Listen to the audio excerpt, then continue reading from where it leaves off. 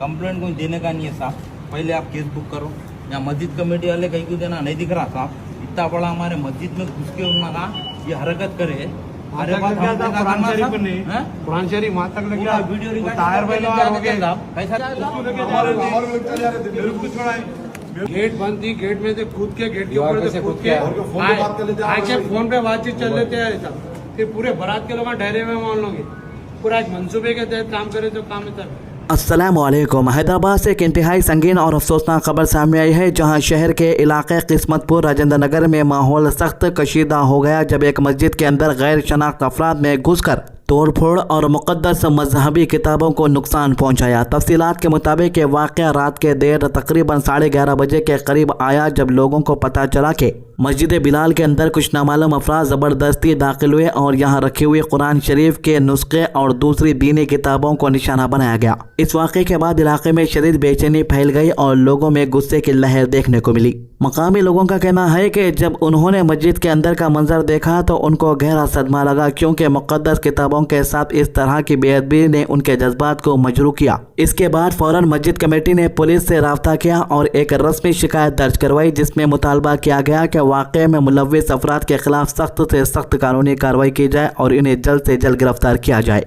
वाक़े की खबर मिलते ही पुलिस भी फौरन हरकत में आ गई और सीनियर पुलिस ऑफिसर खुद मौके पर पहुंच गए। राजेंद्र नगर के मुख्तलिफ हिस्सों में पुलिस की ज़्यादा नफरी तैनात कर दी गई, पेट्रोलिंग बढ़ा दी गई और किसी भी नाखुशगवार सूरत हाल से बचने के लिए सख्त इंतजाम किए गए। पुलिस ने यह भी बताया कि खास टीम तश्कील कर दी गई है जो सीसीटीवी फुटेज और दूसरे सबूतों की मदद से मुलजिमों की शनाख्त कर रही है ताकि उन्हें जल्द से जल्द पकड़ा जा सके। इस मौके पर सियासती सतह पर भी तेजी से हरकत देखने को मिली। AIMIM के MLC मिर्जा रहमत बेग खुद मस्जिद का दौरा करने पहुंचे और इन्होंने यहां के हालात का जायजा लिया। इनका कहना था कि ये कोई आम वाक़या नहीं है, बल्कि सोची समझी साजिश लगती है, जहां मस्जिद के अंदर दाखिल होकर मुक़द्दस आशिया को निशाना बनाया गया। इन्होंने पुलिस से मुतालबा किया है कि इस मामले को संजीदगी से लिया जाए और जिम्मेदारों के खिलाफ सख्त एक्शन लिया जाए। इसके बाद इसी रात 4 बजे एक अहम मुलाकात भी हुई, जहां मिर्जा रहमत बेग ने AIMIM के दूसरे रहनुमाओं के साथ मिलकर DCP राजेंद्र नगर से मुलाकात की। इसमें हुसैनी पाशा, कॉरपोरेटर और सीनियर लीडर मुर्तज़ा अली भी शामिल थे। इस मुलाकात के दौरान इन्होंने पुलिस को वाज़ेह तौर पर कहा कि इस तरह के शरपसंद अनासिर के खिलाफ सख्त कानूनी कार्रवाई की जाए और फ़ौरन FIR दर्ज की जाए। हैरानी करने वाला मामला यह भी है कि पुलिस वालों ने तुरंत इसके खिलाफ एक्शन नहीं लिया, ना कोई कंप्लेंट रजिस्टर की। यहाँ तक कि मस्जिद वालों से कहा गया कि आप आकर कंप्लेंट दीजिए। वीडियो के स्टार्टिंग में भी आपने सुना कि MLC कह रहे हैं कि मस्जिद कमेटी आकर कंप्लेंट क्यों देगी, आप खुद कंप्लेंट रजिस्टर कीजिए। आप देख रहे हैं किस तरीके से यहाँ पर मस्जिद के अंदर बेहुरमती की गई है। MLC ने यह भी कहा कि इस पूरा वाक़े की तफसीली रिपोर्ट तैयार की जाएगी और इसे AIMIM के सदर असदुद्दीन ओवैसी तक पहुंचाया जाएगा ताकि पार्टी सतह पर भी इस मामले को उठाया जा सके। लीडर्स की मुलाकात के दौरान और भी अफराद मौजूद थे जो इस बात पर मुत्तफिक नजर आए कि शहर के अमन को बरकरार रखना सबकी जिम्मेदारी है और ऐसे वाक़यात को बर्दाश्त नहीं किया जा सकता। देखिए, जब से कांग्रेस की सरकार आई है ऐसे वाक़यों के अंदर इजाफा हुआ है, यानी कि ये लोग ऐसी हरकत करते हैं और आराम से छुटकर बाहर निकल जाते हैं। इससे पहले भी कई मस्जिदों को ऐसे ही लोगों ने निशाना बनाया। मैं ये नहीं बोल रहा हूँ कि जब KCR की सरकार थी, जब BRS की सरकार थी, तो तेलंगाना के अंदर या हैदराबाद के अंदर एक भी मामला पेश नहीं आया हो। मामले पेश आए थे, लेकिन इतने ज़्यादा नहीं जितने कि अब कांग्रेस की सरकार के अंदर देखने को मिल रहे हैं।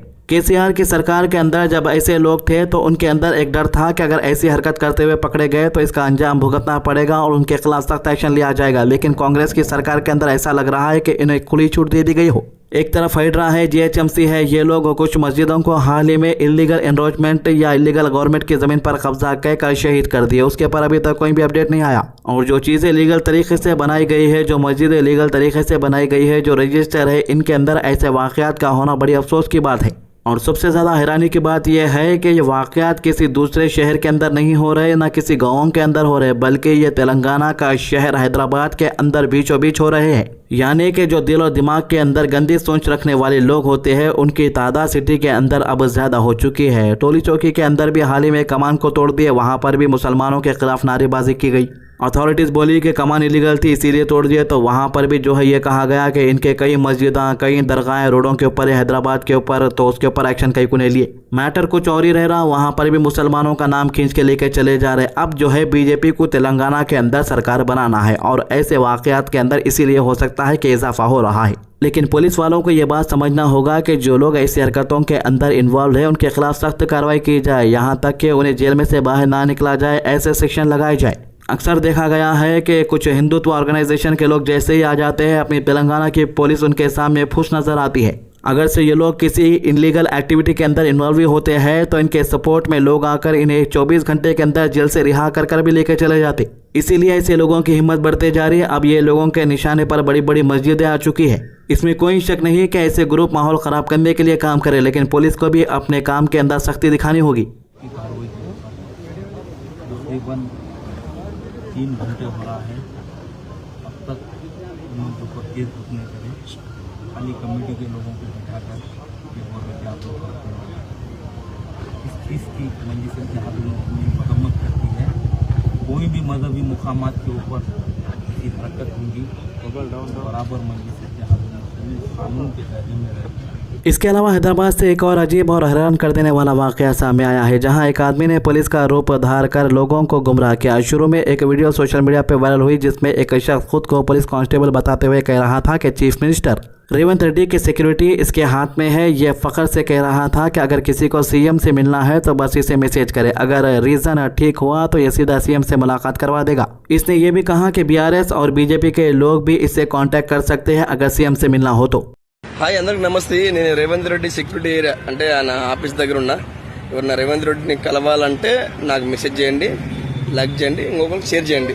ఖచ్చితంగా కలవాలి, అవసరం ఉంది, మాకు ఈ సమస్య ఉంది అని కాంగ్రెస్ పార్టీ వాళ్ళైనా టీఆర్ఎస్ పార్టీ అయినా బీజేపీ పార్టీ అయినా మన పార్టీ కాదు, అవసరానికి అన్నాన్ని రాకపోయినా తమ్ముడు నేనున్నాను అని వచ్చే వాళ్ళే మన వాళ్ళు. ఎవరైనా సరే ఎవరైనా रेवंत रेड्डी साहब ने कलवाలంటే నాకు మెసేజ్ చేయండి. लेकिन असल वाकया हकीकत कुछ और ही निकली। इन्वेस्टिगेशन में पता चला कि यह आदमी असल में कोई पुलिस कांस्टेबल नहीं था बल्कि एक फ्रॉड निकला। इसका असली नाम ततूरी रवि है, जो चरण यादव और निखिल यादव के नाम से भी जाना जाता है। उम्र लगभग 31 साल है और यह आदमी तेलंगाना सेक्रेटरीट के पास पुलिस की यूनिफॉर्म पहनकर घूम रहा था और खुद को सीएम की सिक्योरिटी टीम का हिस्सा बता रहा था। लोगों को इंप्रेस करने के लिए यह इंस्टाग्राम पर रील्स बनाता था जिसमें अपने आप को एक वीआईपी ऑफिसर्स के रूप में दिखा था। इतना ही नहीं, यह आदमी आईपीएल मैच के दौरान भी रील बनाकर लोगों को टिकट का झूठा वादा कर रहा था। इसने क्लेम किया कि इसके पास 3 मैचेस टिकट्स हैं और इनमें से एक किसी को बेच दिया है। इस तरह से ये लोगों को अपनी बातों में फंसाता और अपनी फेक इमेज से ज्यादा फायदा उठाता। हैदराबाद पुलिस ने जब इस मामले को सीरियसली लिया तो पूरी इन्वेस्टिगेशन के बाद इस आदमी को गिरफ्तार कर लिया गया। पुलिस ने इसका यूनिफॉर्म, मोबाइल फोन और दूसरी चीजें भी सीज कर ली है। इसके खिलाफ एक सख्त सेक्शन के तहत केस दर्ज कर दिया गया है जिसमें धोखाधड़ी, इम्पर्सनेशन और आईटी एक्ट के तहत साइबर फ्रॉड जैसे जुर्म शामिल है। ये पूरा वाकया एक बड़ी सीख देता है कि सोशल मीडिया पर जो कुछ भी दिखाई देता है वो हमेशा सच नहीं होता। तो कुछ लोगों को सोशल मीडिया पर वायरल होने का इतना बड़ा शौक हो चुका है कि यहाँ तक के सलाखों के पीछे तक जाने का फैसला कर लेते हैं। तो ये 3 मामलों के अभी तक की अपडेट। आज की अच्छी बात, रसूलुल्लाह सल्लल्लाहु अलैहि वसल्लम ने फरमाया हर इंसान गलती करने वाला है और गलती करने वालों में सबसे बेहतर वो है जो तौबा करने वाले हैं। सुनन इब्न माजा 4251। हमारे चैनल को सब्सक्राइब कीजिए और वीडियोस को ज़्यादा से ज़्यादा लोगों तक शेयर कीजिए। अल्लाह हाफिज़।